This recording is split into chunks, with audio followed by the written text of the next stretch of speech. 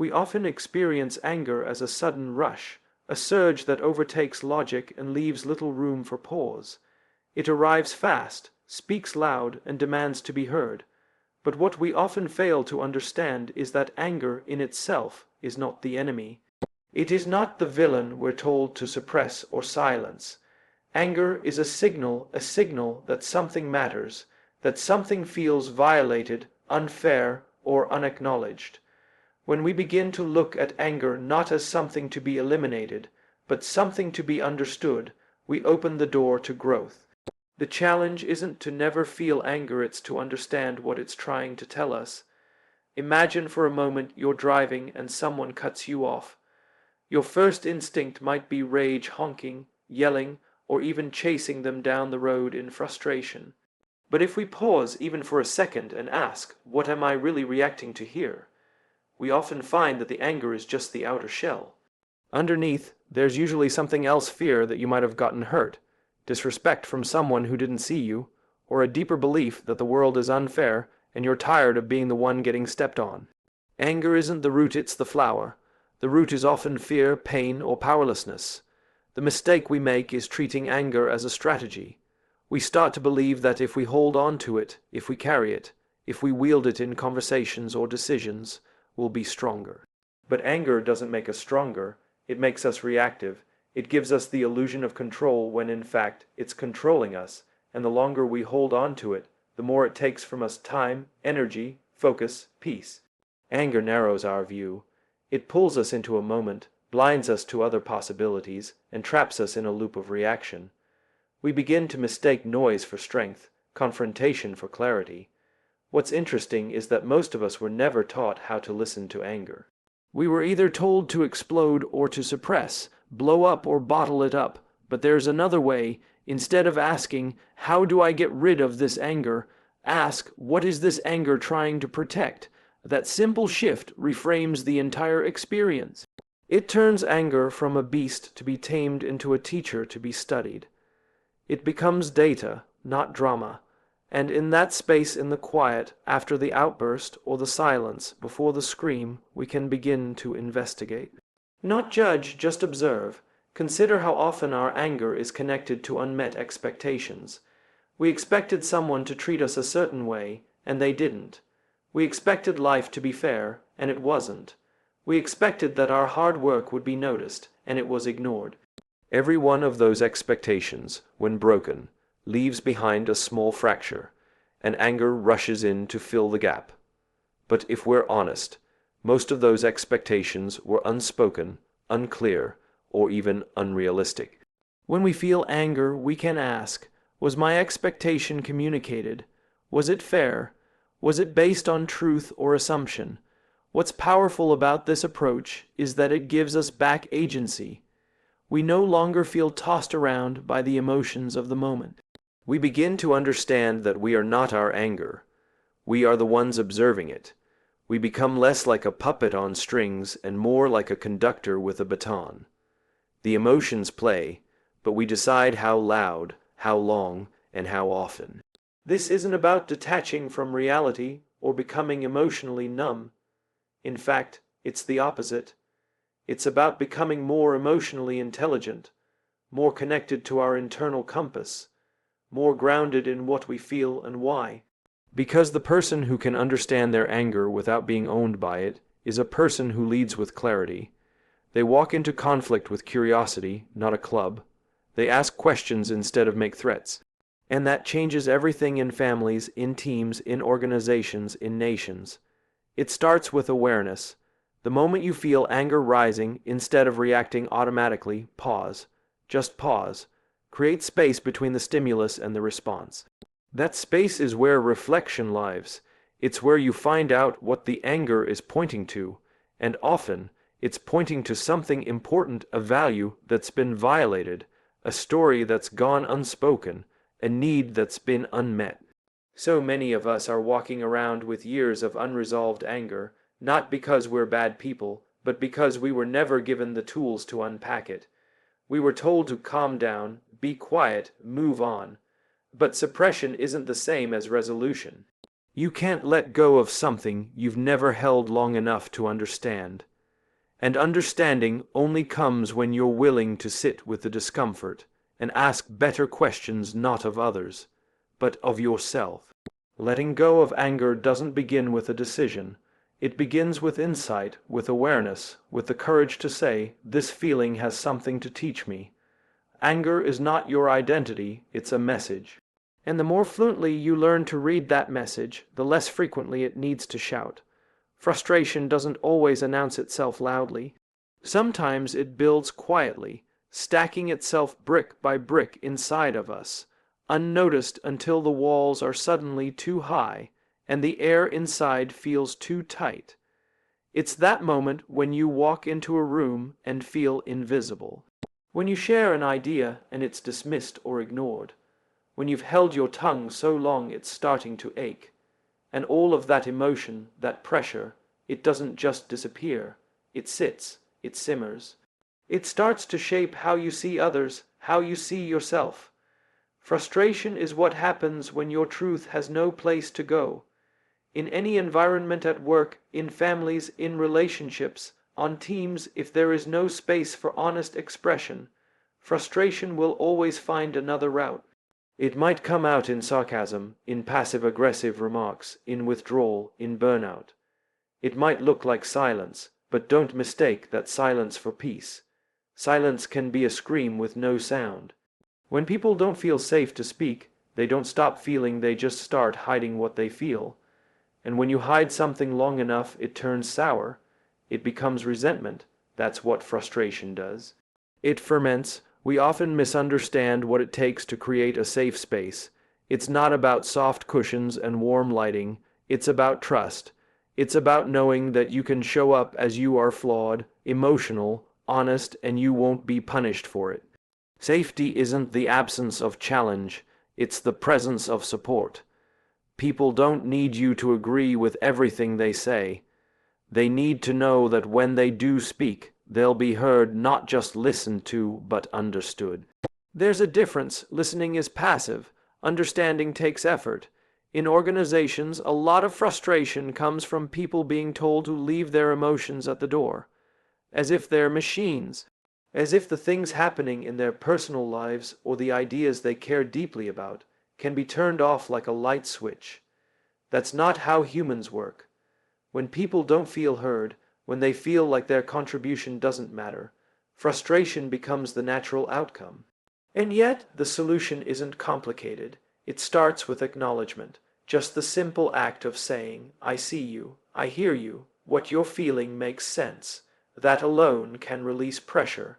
It doesn't solve everything, but it opens the door. Leaders, and by leader, we don't mean title, we mean behavior, are the ones who go first. They set the tone for what's allowed, for what's welcomed. If a leader models vulnerability, others follow. If a leader says, "Hey, I'm frustrated too, and here's why," it normalizes the conversation. It says, "You're not alone in this." Vulnerability is not weakness, it's the birthplace of connection. And connection is the antidote to frustration.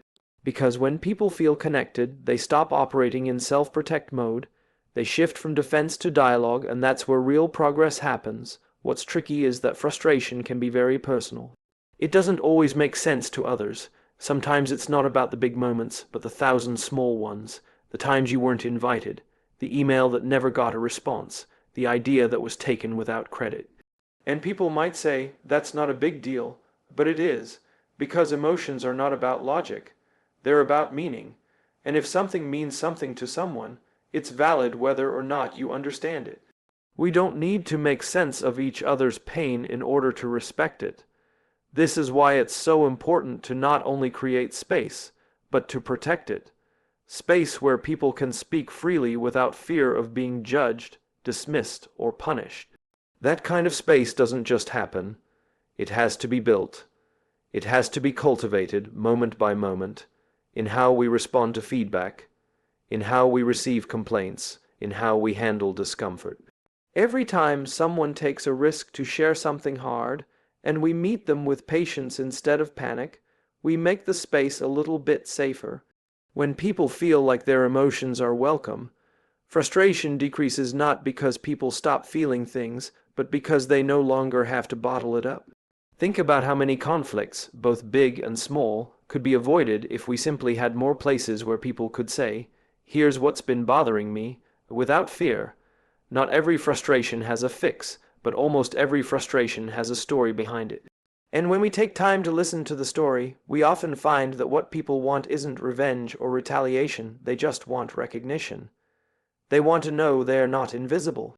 Building a culture, whether at home, in a team, or in a friendship where frustration can be expressed without shame, is not soft work. It's courageous work, because it means making room for discomfort.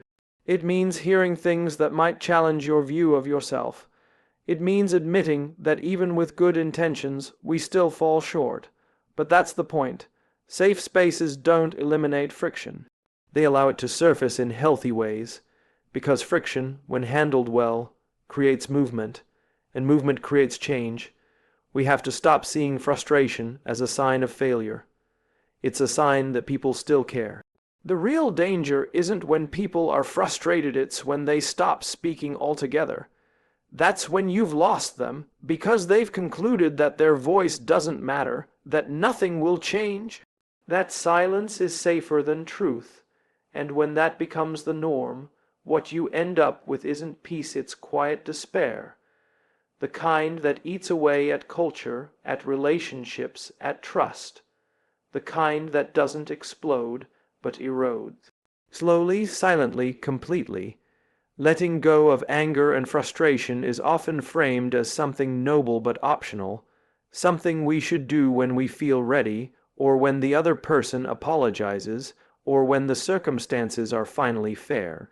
But what if it's not about waiting at all? What if it's about going first? What if forgiveness isn't a reaction, but an act of leadership? The truth is, the person who forgives first doesn't lose, they lead. Because the person who forgives is the one willing to set down the burden, the one strong enough to say, "I'm not going to carry this anymore." And that's not weakness, that's clarity. We tend to think forgiveness is about the other person, that we're letting them off the hook, giving them a free pass, excusing their behavior. But forgiveness has very little to do with the other person and everything to do with ourselves. It's not about saying what happened was okay. It's about saying, "I'm no longer going to let what happened control me," because holding on to anger, no matter how justified it feels, is still holding on.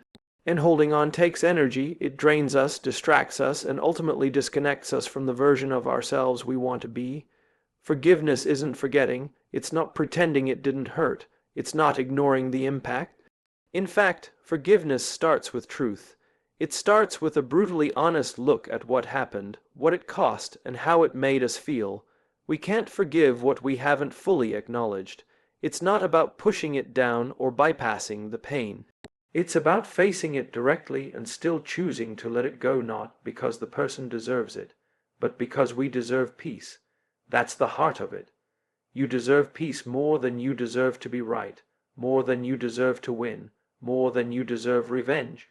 Forgiveness is a deeply personal decision, and it's also a deeply strategic one.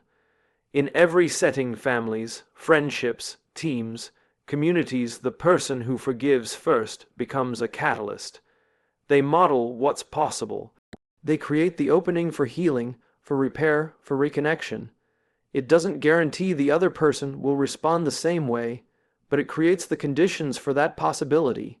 And without that possibility, everyone stays stuck. When no one is willing to go first, nothing changes. Resentment becomes the atmosphere. Tension becomes the language. Distance becomes the default. Going first doesn't mean taking the blame. It means choosing to value the relationship more than the argument.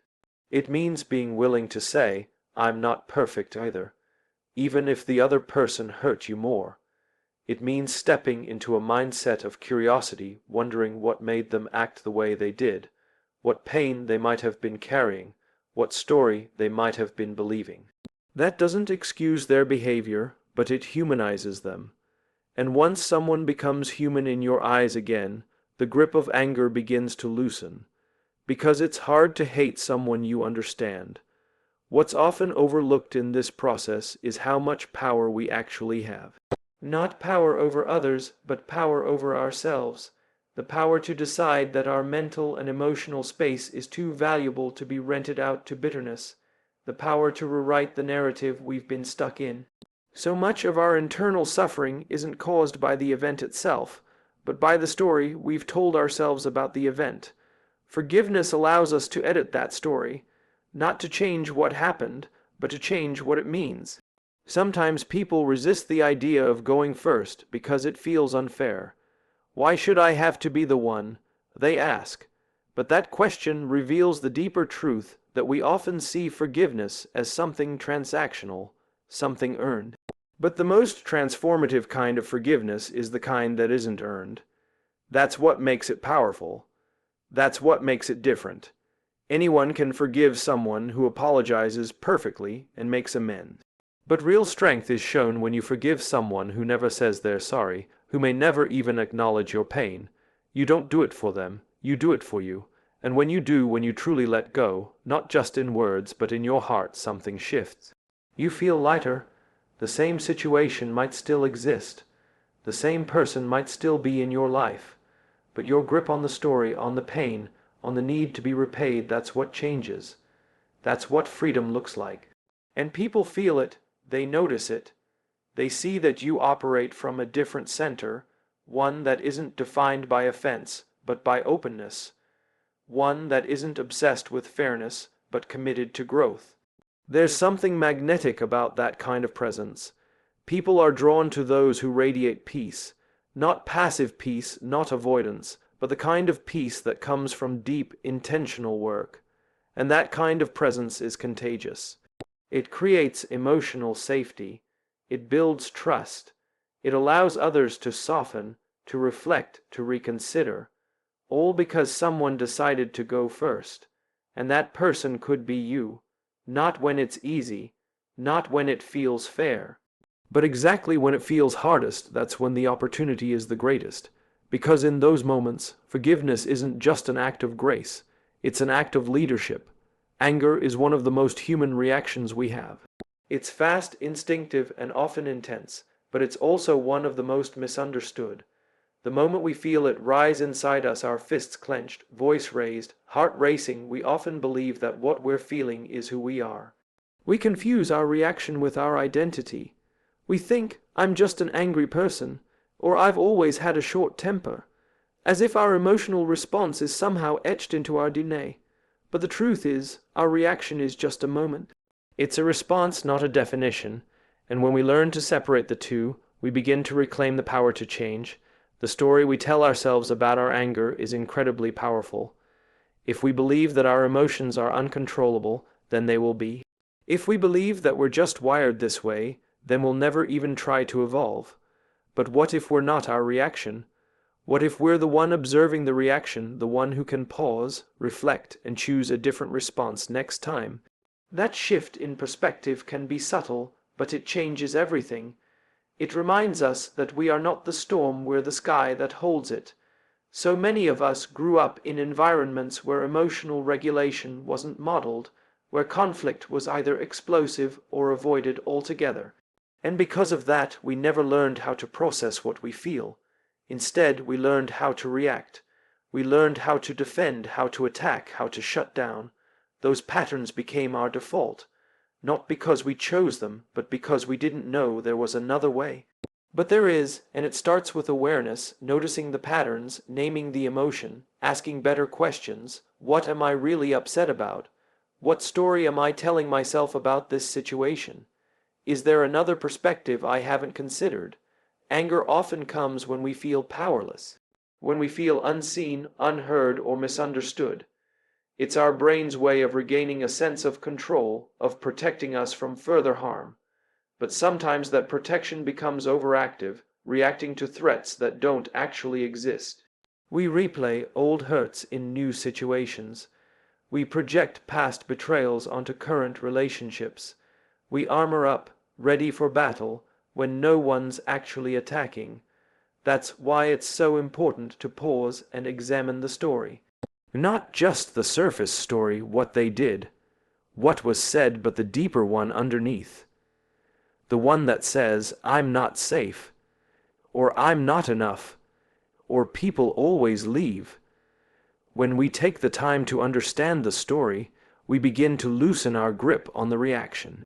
We realize that what we feel is valid, but not final, that we can feel anger without letting it decide our next move, that we can honor the emotion without being owned by it, and over time, we start to build a different kind of strength, one that's rooted in self-awareness, not control.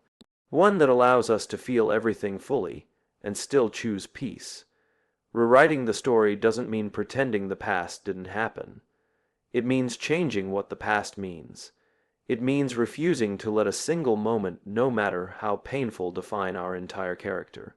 Maybe you lashed out. Maybe you said something you regret. Maybe you've held on to bitterness longer than you should have. That doesn't make you broken. It makes you human. The key is whether or not you stay in that version of the story.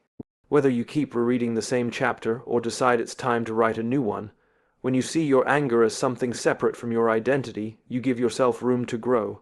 You stop saying, "This is just how I am," and start saying, "This is how I've been, but it's not where I have to stay." That's the beginning of real change. That's when emotional maturity starts to take shape, not in perfection, but in the willingness to try again. To respond differently, to own your part, but not let it become your whole. We don't always get to choose what happens to us.